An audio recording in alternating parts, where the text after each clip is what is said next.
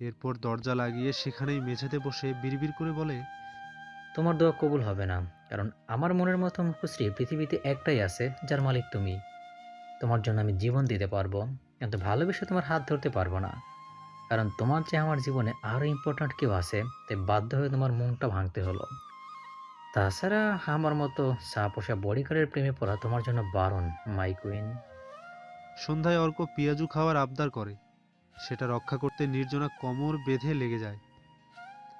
Jahura মঞ্জিলে dining থেকে রান্নাঘরটা স্পষ্ট দেখা যাচ্ছে।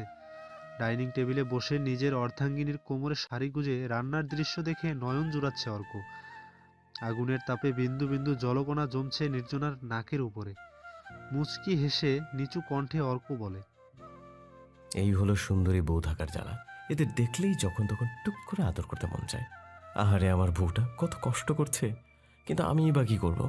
সকাল থেকে যেভাবে চড়ুই পাখির মতো ফুরুত ফুরুত করছে, 2 মিনিট শান্তিতে তাকে দেখতেও পারি না। তাই তো এই বায়না।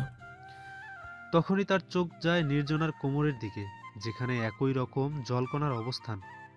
আর এতে তাকে এতটাই আবেদনময়ী লাগছে যে অর্ক একটা শুকনো ঢুক গিলে বিড়বিড় করে বলে, হুম, এই মেয়ে সালোয়ার কামিজে ভালো ছিল। আমি মাতব্বরি করে নিজের সর্বনাশ ডেকে নিজে এনেছি। পেঁয়াজগুলো নিয়ে নির্জনা রান্নাঘর থেকে বের হয়ে ডাইনিংয়ের দিকে এগিয়ে যায়। তখন অদূরে কিছু একটা দেখে তার হাত থেকে পেঁয়াজু ভর্তি কাচের প্লেটটা পড়ে ভেঙে যায়। পেঁয়াজুগুলো নিয়ে নির্জনা রান্নাঘর থেকে বেরিয়ে ড্রয়িং রুমের দিকে এগিয়ে যায়। তখন অদূরে কিছু একটা দেখে তার হাত থেকে পেঁয়াজু ভর্তি কাচের প্লেটটা পড়ে ভেঙে যায়। অর্ক নির্জনার দিকে তাকিয়ে দেখে তার মুখশ্রীটা আতঙ্কে বিকৃত হয়ে গেছে। সে নির্জনার চোখের দৃষ্টি অনুসরণ করতেই রুহানকে নিজেদের ড্রয়িং রুমে দাঁড়ানো অবস্থায় দেখতে পায়। প্রচণ্ড আক্রোশের অর্ক দিক বিদিক শূন্য হয়ে রুহানের দিকে ছুটে যাবে। তখনই অর্ণব সেখানে এসে উপস্থিত হয় আর রুহানকে উদ্দেশ্য করে বলে, আরে মিস্টার খন্দকার, আপনি হঠাৎ আমাদের বাড়িতে? আপনি এখানে আসবেন, বাবা সে ব্যাপারে তো কিছু বলেনি। কোনো জরুরি দরকার? রুহান রহস্যময় হাসি দিয়ে বাঁকা চোখে নির্জনার দিকে তাকিয়ে বলে, ভীষণ জরুরি দরকার মিস্টার সিদ্দিকী। আমার একটা খুব প্রিয় জিনিস আপনাদের বাড়িতে আছে। হয়ে নির্জনা কাঁপতে শুরু করে। অর্ক রাগে তার মুষ্টি শক্ত করে নেয়। অর্ণব রুহানের কথা বুঝতে না পেরে বলে, I am so sorry mister Khandakar, আমি আপনার কথা বুঝতে পারছি না। আপনি কি বাবার কাছে এসেছেন? যদি তাই হয়ে থাকে, বাবা এখনও তো ফেরেনি। তখনই একটু দূর হতে একটা নারী কণ্ঠ ভেসে আসে। উনি আমার জন্য এসেছেন? অর্ণব পিছন ফিরে দেখে ডাক্তার প্রীতির ঠোঁটে গাঢ় লাল লিপস্টিক লাগিয়ে হাতে একটা লাগেজ নিয়ে ধীরে ধীরে তাদের দিকে এগিয়ে আসছে।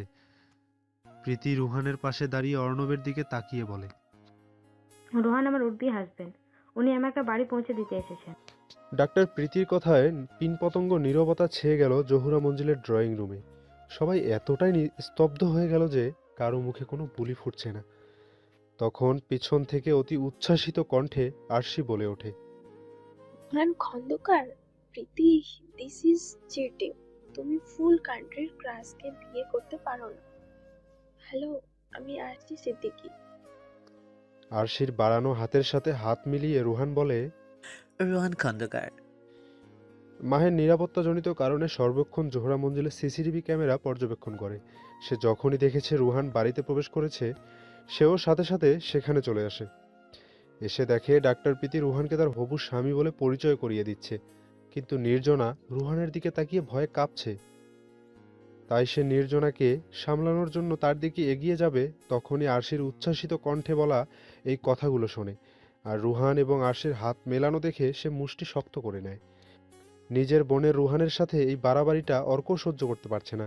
সে আরশি কিংবা ডাক্তার প্রীতিকে কিছু বলবে তার আগেই মেহের সেখানে গিয়ে নির্জনার উদ্দেশ্যে ফিসফিস করে বলে, ম্যাম প্লিজ আপনি শান্ত থাকুন, এখানে কিছু বলা মিনিস্টার স্যারের নিষেধ।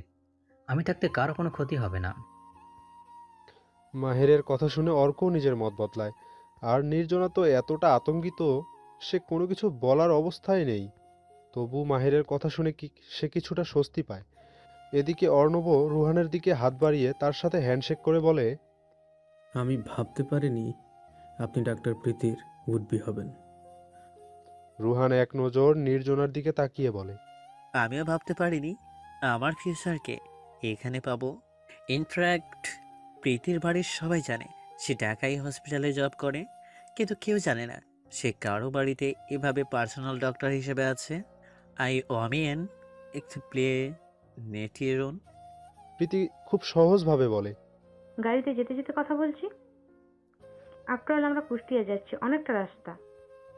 খুব ভদ্রভাবে ডাক্তার প্রীতির কথা মেনে নিয়ে রুহান বলে, আমরা হেলিকপ্টারে যাচ্ছি, সো রাস্তাটা 20 মিনিটের। Really? Helicopter? You are so lucky. কথাটি ডাক্তার প্রীতির কানে ফিসফিস করে বলে চোখ টিপ দেয় আরশি। প্রীতি আরশির কথায় কোনো প্রতিক্রিয়া না করে রুহানকে বলে, তাহলে বাড়ি গিয়ে একেবারে মা বাবা আর আপনাকে এক্সপ্লেন করছি। এরপর সে আরশিকে জড়িয়ে তার কানে কানে বলে, একটু কি বলেছি ভুলে যেও না। মাহের যতই তোমাকে রিজেক্ট করুক, তুমি কিন্তু এত সহজে আশা ছাড়বে না। আরশিও প্রীতির কানে কানে বলে, তুমি ভরসা দিলে বলেই তো হাল ছেড়ে দিইনি। তবে তুমি কিন্তু বলনি, তুমি কি আগে থেকে কি করে জানতে মাহের আমাকে রিজেক্ট করবে? আমার বিয়ের পর তোমাকে সব বলবো। বলেই ডাক্তার প্রীতি আরশিকে ছেড়ে দেয়। কিন্তু অর্ণব ডাক্তার প্রীতিকে উদ্দেশ্য করেই বলে, আপনি যদি চলে যান তাহলে আপনার রোগীর কি হবে? আপনার বাবার সাথে এ নিয়ে আমার কথা হয়ে গেছে মিস্টার অর্ণব। বলেই ডাক্তার প্রীতি আরশিকে ছেড়ে দেয়। কিন্তু অর্ণব ডাক্তার প্রীতিকে উদ্দেশ্য করে বলে, my patient Arka and his wife Arjana. Ruhan তাদের দিকে হাত না বাড়িয়ে বলে, নাইস টু মিট ইউ। তোমার পেশেন্টকে দেখে মনে হয় না সে অসুস্থ। প্রীতি মৃদু স্বরে বলে। মানসিক অসুস্থতার বাইরে থেকে দেখা যায় না। এরপর সে নির্জনার হাতে অর্কর হাত দিয়ে বলে, থেকে সে তোমার দায়িত্ব। মিস্টার জাফর সিদ্দিকী যতই বড় ডাক্তার আনুক না কেন, তুমি ছাড়া ওকে কেউ ভালো করতে পারবে না। কিন্তু নির্জনা তো স্থির দৃষ্টিতে এক রাশ ঘৃণা নিয়ে রুহানার দিকে তাকিয়ে আছে। এদিকে ডাক্তার প্রীতি এবং অর্ক ফিসফিস করে কথা বলতে থাকে। তুমি সকালে কেন বলনি তুমি রুহানকে বিয়ে করছো? তোমাদের কাউকে বলতে বারণ করেছিল। ডেফিনেটলি সে বারণ করবে। তুমি বিয়েটা ভেঙে দাও। প্রীতি তাচ্ছিল্যের হাসি দিয়ে বলে। তোমার মাথা সত্যি খারাপ হয়ে গেছে, আমি যাই, পরে কথা হবে। বলেই সে রুহানকে নিয়ে বের হয়ে যাবে। তখনই রুহান সবাইকে উদ্দেশ্য করে বলে, আপনাদের সবার দাওয়াত রইল। পরশু আমাদের এঙ্গেজমেন্ট, আশা করি সবাই আসবেন। আমি মিস্টার সাহেবের কাছে অলরেডি কার্ড পাঠিয়ে দেওয়া হয়েছে। আরশি আবারও উচ্ছ্বাসিত হয়ে বলে। আমরা নিশ্চয়ই যাব। রুহান নির্জনার দিকে তাকিয়ে বলে। আমি অপেক্ষা করব। রুহান আর ডাক্তার প্রীতি চলে যাওয়ার দিকে তাকিয়ে অর্ণব মনে মনে বলে, এই হলো আমাকে রিজেক্ট করার কারণ। রুহান খন্দকার আমার চেয়ে বেশি সাকসেসফুল। সে যে রেভিশিং লাইফ তোমাকে দেবে তা আমি দিতে পারবো না। গাড়িতে বসে রুহান খুব সুন্দর করে ডাক্তার প্রীতিকে বলে, তুমি একজন সুস্থ মানুষের চিকিৎসা কেন করছিলে?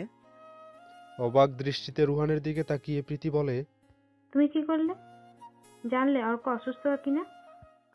বলবো, তার আগে আমি যা প্রশ্ন করেছি তার উত্তর দাও। তোমার সাথে আমার বিয়ে হতে চলেছে, তাই আমি জানতে চাই যে আমার হবু স্ত্রী কেন শুধু শুধু একটা সুস্থ মানুষের চিকিৎসা করছিল টাকার জন্য? যা শুনে প্রীতি বলে, টাকার জন্য ডাক্তারি পেশাকে অপমান করবে এতটা নিচু মন মানসিকতা আমার নয়। একটু ধৈর্য ধরো, বাড়ি গিয়ে আমার মা বাবা সহ সবাইকে একত্রে এক্সপ্লেন করব। কিন্তু আমি একটা কথা বুঝতে পারছি না, তুমি হঠাৎ এঙ্গেজমেন্ট ডেট এগিয়ে দিয়েছো কেন? কেন রাজি হয়েছো? আমার যতদূর মনে পড়ে মাইমুনা আন্টি অনেকদিন থেকে আমাদের বিয়ের জন্য চেষ্টা করছিল, কিন্তু তুমি কখনো রাজি হওনি, কারণ তুমি অন্য একজনকে ভালোবাসতে। রুহান বেশ জোরালো গলায় বলে, ভালোবাসতাম না, এখনো বাসি। তাই নাকি? তাহলে বিয়েতে রাজি হয়ে গেলে যে? রুহান জানে তার একমাত্র তুরুপের তাস এখন ডাক্তার প্রীতি। তাকে কোনোভাবে হাতছাড়া করা যাবে না, বরং যে কোনো উপায়ে তাকে হাতে রাখতে হবে। তাই সে অনেক দুঃখী গলায় বলে, তার বিয়ে হয়ে গেছে, তাই আমি মুভ অন করার চেষ্টা করছি। এদিকে নির্জনা একরাশ অস্থিরতা নিয়ে জাফর সিদ্দিকের ঘরের বাইরে পায়চারি করছে। যেভাবেই হোক বিয়েটা আটকাতে হবে। একটা মেয়ের জীবন সে কিছুতেই নষ্ট হতে দিতে পারে না। জাফর সিদ্দিকী নিজের ঘরে প্রবেশ করার আগ মুহূর্তে নির্জনার মুখোমুখি হয়। নির্জনায় একই অস্থিরতা নিয়ে জাফর সিদ্দিকীকে বলে, রুহান ডক্টর প্রীতিকে বিয়ে করছে। ভাবলে হীনভাবে নির্লিপ্ত গলায় জাফর সিদ্দিকী বলে, স্যার, যে কোনো মূল্যে বিয়েটা আটকাতে হবে। ডক্টর প্রীতির জীবনটা নষ্ট হয়ে যাবে। হলে হবে, এই নিয়ে তোমাকে ভাবতে হবে না। তুমি তোমার ছেলেকে নিয়ে ভাবো। এখন ঘরে যাও, অনেক রাত হয়েছে। তাদের মধ্যকার এসব কথা অর্ক আড়াল থেকে শুনতে পেয়ে মনে মনে বলে, বাবা, কবে তুমি একটু অন্যদের কথা ভাববে বলো তো? তোমার এই স্বার্থপরতার জন্য আমি 10 বছর পাগল সেজেছিলাম। হলে হবে, এই নিয়ে তোমাকে ভাবতে হবে না। তুমি তোমার ছেলেকে নিয়ে ভাবো। এখন ঘরে যাও, অনেক রাত হয়েছে। জাফর সিদ্দিকীর এমন কথায় নির্জনা খুব বেশি অবাক হয় না, কারণ যার কাছে নিজের ছেলের চেয়ে ক্ষমতা জরুরি, সে বাহিরের একজনের জন্য সেটা হারাতে চাইবে। কিন্তু এবার সে রুহানকে জিততে দিবে না বলে দৃঢ় সংকল্প করেছে। তাই সে জাফর সিদ্দিকীর দিকে তাকিয়ে বলে, আজ ডক্টর প্রীতির জায়গায় যদি আপনার মেয়ে আরশি থাকতো। খেই খেই করে ওঠে জাফর সিদ্দিকী। তোমার সাহস কি করে হয় ওই 2 টাকার ডাক্তারের সাথে আমার মেয়ের তুলনা করা? শোনো মেয়ে, তোমাকে একটা কথা স্পষ্ট করে বলে দিচ্ছি, আরশি কোনোদিন ওই ডাক্তার কিংবা তোমার জায়গায় থাকবে না। কারণ সে আমার মেয়ে, মিনিস্টার জাফর সিদ্দিকীর মেয়ে, কোনো ড্রাইভার কিংবা মিডল ক্লাস ফ্যামিলির মেয়ে না। নির্জনাও কঠোর গলায় বলে, ড্রাইভার আর মিডল ক্লাস ফ্যামিলির মেয়েদের কি ভালো থাকতে নেই স্যার? আমি আপনাদের রিকোয়েস্ট করেছি, প্লিজ স্যার এই বিয়েটা বন্ধ করুন। এটা সম্ভব না, কারণ তাজউদ্দিন খন্দকারের সাথে আমার কথা হয়েছে। এ বিয়েতে রুহান নিজের মত দিয়েছে। তাছাড়া এ বিয়েটা হলে তোমার জীবন থেকে রুহান নামক ঝামেলাটা দূর হবে। তার মানে এই বিয়েটা বন্ধ করতে আপনি কিছুই করবেন না? বেশ, এবার যা করার আমিই করব। নির্জনার ঝাঝালো কণ্ঠ শুনে জাফর সিদ্দিকী হুঁশে এলো। সত্যি, যদি নির্জনা বিয়েটা বন্ধ করে তবে হিতে বিপরীত হবে। তুমি মাথা গরম করো না। আমার ধারণা একবার বিয়েটা হয়ে রুহান ঠিক হয়ে যাবে। তাছাড়া প্রতি বুদ্ধিমতী মেয়ে, সে ঠিক রুহানকে সামলে নিবে। তাচ্ছিল্যের সাথে নির্জনা বলে, বুদ্ধিমতী হোক আর বোকা হোক, রুহান খন্দকারকে বিয়ে করে এই দুনিয়ায় কোনো মেয়েই ভালো থাকতে পারবে না। আমি শেষবারের মতো জিজ্ঞেস করছি, আপনি বিয়েটা বন্ধ করবেন কি না?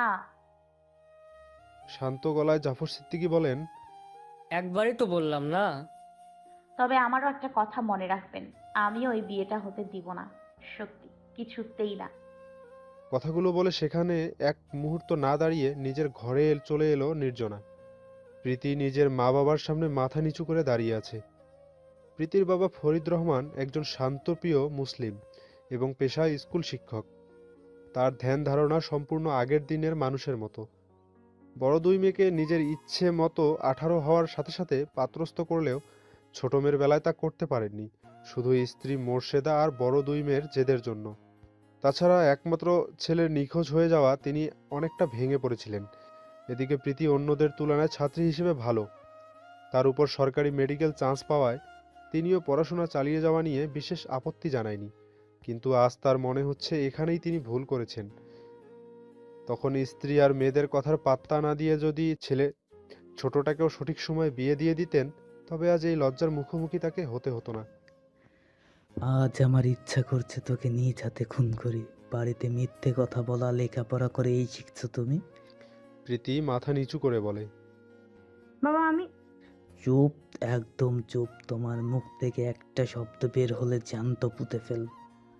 তুমি একটু শান্ত হও। স্ত্রীর সাথে কোনোদিন উচ্চস্বরে কথা না বললেও আজ মোর্শেদাকে ধমকে ওঠেন ফরিদ রহমান। সব নষ্টের গোড়া হলে তুমি। আমি বললাম বিয়ে দেই না, উনি মেয়েকে পড়াবেন, নিজের পায়ে দাঁড় করাবেন। এখন মিলল তো আমার সব কথা। পই পই করে বলেছিলাম মেয়েরে এত লাই দিও না। রুহান এতক্ষণ সবটা শুনছিল। তার প্রীতির প্রতি কোনো আগ্রহ নেই, সে বিয়েও করতে চায় না। কিন্তু সে যখন জানতে পারে প্রীতি সবার অগোচরে অর্কের ব্যক্তিগত ডাক্তার হিসেবে কাজ করছে, তখনই তার মাথায় একটা প্ল্যান কাজ করা শুরু করে। তাই না চাইতেও মায়ের ছোটবেলার বান্ধবী মেয়েকে বিয়ে করতে রাজি হয়ে যায়। আঙ্কেল, আমার মনে হয় প্রীতির কথাটা একবার শোনা উচিত। ফরিদ রহমান এবার একটু শান্ত হলেন। যতই হোক, হবু জামাতার সামনে কোনো প্রকার দৃষ্টিকটু আচার তিনি করতে পারেন না। তিনি গম্ভীর গলায় প্রীতির দিকে তাকিয়ে বললেন, কিসের জন্য একটা মন্ত্রীর বাড়িতে পার্সোনাল ডাক্তারের কাজ করতে হলো? তোমার হসপিটালে বেতনে না পোষালে আমাকে বলতে, প্রয়োজনে আমি জমি বিক্রি করে তোমাকে টাকা দিতাম। ডাক্তার প্রীতি নিজের চোখ মুছে বাবার দিকে তাকিয়ে বলে, আমি টাকার জন্য কাজটা করিনি বাবা। তবে জাফর সিদ্দিকী কথা দিয়েছিলেন অর্ককে ভালো করে তুলতে পারলে হাসিবকে আমাদের কাছে ফিরিয়ে দেবেন। কারণ হাসিব কোথায় আছে তা তিনি জানেন। 7 বছর পর একমাত্র ছেলে বেঁচে আছে এমন কথা শুনে অস্থির হয়ে ওঠে মোর্শেদা। আমার হাসিব কোথায়? বল না প্রীতি, আমার ছেলে। জাফর সিদ্দিকী ছেলে সম্পূর্ণ সুস্থ না হয় তিনি আমাকে কিছু বলেননি। তুমি আমাকে নিয়ে চলো, আমি ওনার সাথে কথা বলবো, দরকার হলে ওনার পায়ে ধরবো। একটা দীর্ঘশ্বাস ছেড়ে ডাক্তার প্রীতি বলে, মা, উনি খুঁজে বের করবেন না, কারণ হাসিবের নাম করে আমাকে জাস্ট ইউজ করেছে। না, তিনি যখন বলেছে তিনি বের করে দিবে। তুমি নিয়ে চলো। শুনছো সুমির বাবা, তুমি আমাকে নিয়ে চলো। মস্তিষ্কে অতিরিক্ত চাপ পড়ায় এক পর্যায়ে মোর্শেদা অজ্ঞান হয়ে যায়। হাসিব নিখোঁজ হওয়ার পর থেকেই এমন হুটহাট জ্ঞান হারায় মোর্শেদা। প্রীতি নিজের মাকে ইঞ্জেকশন দিয়ে বাবার উদ্দেশ্য করে বলে, প্রীতি নিজের মাকে ইঞ্জেকশন দিয়ে বাবাকে উদ্দেশ্য করে বলে, আমাকে মাফ করে দাও, আমি শুধু হাসিবের জন্য। গত 7 বছর ধরে নিজের ছেলেকে কত খুঁজে বেরিয়েছে, আর কতবার থানায় গেছেন তা শুধু ফরিদ রহমান নিজে জানে। আর ছোট ভাইকে প্রীতি কতটা ভালোবাসতো তাও তিনি জানেন। তাই তিনি একটা দীর্ঘশ্বাস ছেড়ে বললেন, হাসিবের আশা ছেড়ে দাও। ভাগ্য থাকলে তোমার ভাই ফিরে আসবে। তোমার সামনে নতুন জীবন, তা নিয়ে ভাব। ডাক্তার প্রীতি কিছু বলবে তার আগেই রুহান বলে, আঙ্কেল, আমি প্রীতির সাথে একটু একা কথা বলতে চাই। রুহানকে নিয়ে ডাক্তার প্রীতির বাড়ির নিজের রুমে আসতেই রুহান প্রশ্ন করে, আপনি জাফর সিদ্দিকীকে কেন বলেননি যে তার ছেলে পাগল নয়, সে অভিনয় করছে? প্রীতি অবাকের চরম পর্যায়ে পৌঁছে যায়। নির্জনার মন খারাপের কারণটা অর্ক জানলেও এই মুহূর্তে তার করার কিছুই নেই। গত রাত হতে প্রীতিকে কয়েকবার ফোন দিয়েছে, কিন্তু শেষবার কলটি প্রীতি নয়, রুহান রিসিভ করে বলে, এতবার কল দিয়ে লাভ নেই। আমার ওরবি ওয়াইফ মিস্টার জাফর সিদ্দিকের বাড়ির কারো কল রিসিভ করবে না। তাই তাকে কোনো কথা বলতে হলে তোমাকে আমার এঙ্গেজমেন্ট পার্টিতে আসতে হবে। অর্ক রুহানের কথা শুনে বুঝতে পারে সে মরণ খেলায় মত্ত হয়েছে। তাই সেও মনস্থির করেছে এবার এসপার ওসপার করেই ছাড়বে। তাই শেষবারের মতো নিজের পাগলামিটা উপভোগ করতে নির্জনাকে নিয়ে বের হয়। যদিও নির্জনা প্রথমে রাজি ছিল না, কিন্তু আরশির অনুরোধে সে রাজি হতে বাধ্য হয়। পরিশেষে নির্জনা, অর্ক, আরশি এবং মাহের তাদের বাসার পাশে একটা শপিং মলে যাওয়ার জন্য রওনা হয়। শপিং মলটা কাছাকাছি হওয়ায় 4 জন পায়ে হেঁটেই রওনা হয়। শপিং মলের সামনে পৌঁছে আরশি রাস্তার অপর প্রান্তে হাওয়াই মিঠাইয়ের একটা ফেরিওয়ালা দেখতে পেয়ে উচ্ছ্বাসিত হয়ে আরশি বলে, হাওয়াই মিঠাই আমি খাবো। রাস্তায় যা দেখা যায় সব খাওয়া চাই। তোমার এই খাই খাই স্বভাবের জন্য কোনো দিনে ওজন কমবে না, আর বিয়েও হবে না।